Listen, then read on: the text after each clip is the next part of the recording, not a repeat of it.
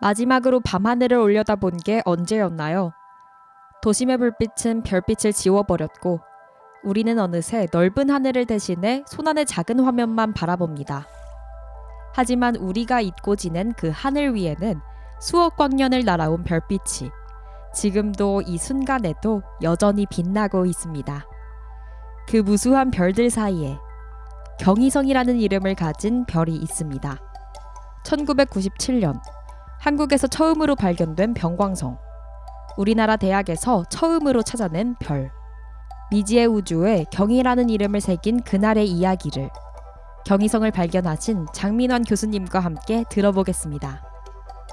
네, 오늘은 저희 교수님께 정말 뜻깊은 장소에서 인터뷰 진행하고 있습니다.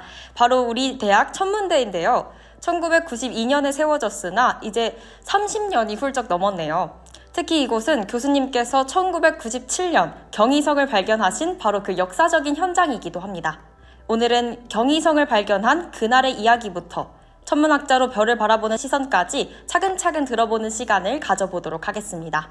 아마 초등학교 3학년쯤이었던 걸로 기억이 나는데 그때 어머니한테 엄청나게 큰 실수를 했어요. 그래가지고 도망을 가야 되는데 갈 데가 없어가지고 결국 기아 지붕에 올라갔는데 밤이었는데 그때 근데 올라가서 이렇게 보니까 하늘을 보니까 너무 멋있는 거예요. 그래가지고 그때 별을 보다가 제 생각엔 거의 밤을 샜던 것 같아. 그래서 그때부터 내가 저 별이 뭔지 우주가 뭔지 한번 공부해보고 싶다. 그 뒤로 이제 계속해서 그 꿈을 이어왔고 천문학자의 길을 걷게 됐습니다.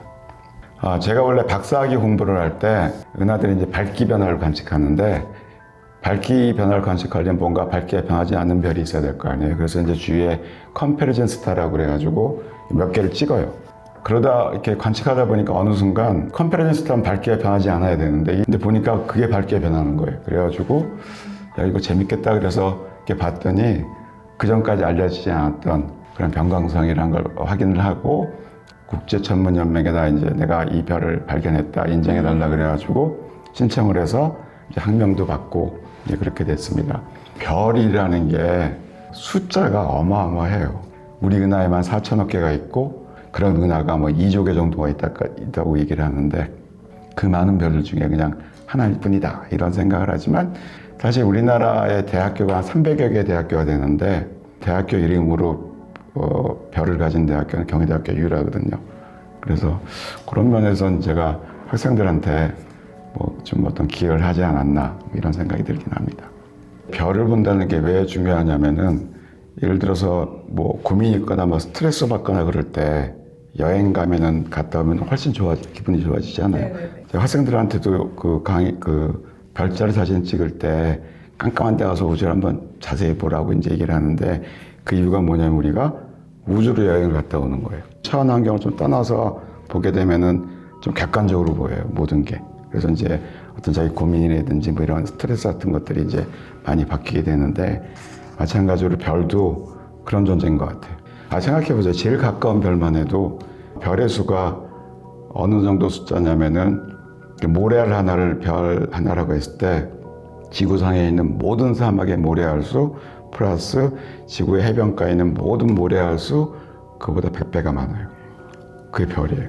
그래서 우리가 작은 이 먼지 같은 그냥 조그만 지구를 떠나서 우주에 갔다가 다시 이렇게 여행 갔다가 다시 오게 되면은 자기가 지금 살고 하는 여러 가지 문제 같은 것들이 좀 더 잘 보이지 않을까 이런 생각이 들어서 제가 그래서 학생들한테 가능하면 좀 시간 내서 우주를 가만히 보면서 한번 자기를 돌아보라고 얘기를 하게 됩니다. 제가 아직도 기억나는 게 그 박사학위 논문을 쓰려고 관측했던 일수가 241일이더라고요. 밤만 되면 계속 나와서 관측을 해야 되니까 이 밤잠이 없어지는 거예요.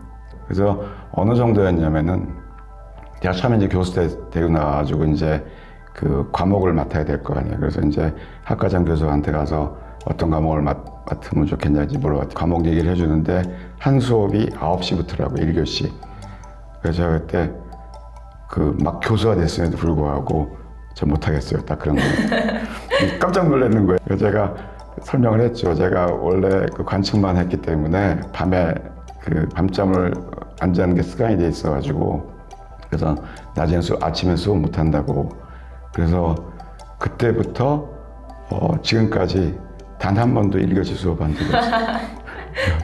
사실 이 별을 본다는 게 뭐 생각해보면 우리가 왜 살아야 되는지도 이게 또 생각을 해봐야 돼요. 우주 나이가 138억 년에, 지구 나이만 해도 46억 년에, 인간은 100년도 못 살아요. 그렇죠? 그래서 잠깐 살다가 하는데 그때 뭘 하는가가 중요하지 않겠어요?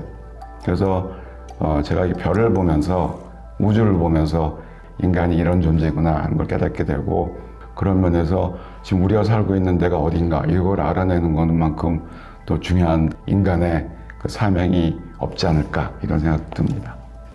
학생 때는 단순히 성적을 위해 별에 대해 공부했다면 현재는 머나먼 별 옆에 다른 생명체가 살고 있을 것이라는 궁금증이 더 큽니다. 평소 걸을 때에는 핸드폰을 보며 땅만을 보고 걷습니다. 그러나 별 관측을 할 때면 비로소 하늘을 올려다보는 여유도 생기는 것 같습니다. 별은 혼자 빛나지만 외롭지 않습니다. 수천억 개의 별들이 함께 우주를 이루고 있기 때문이죠.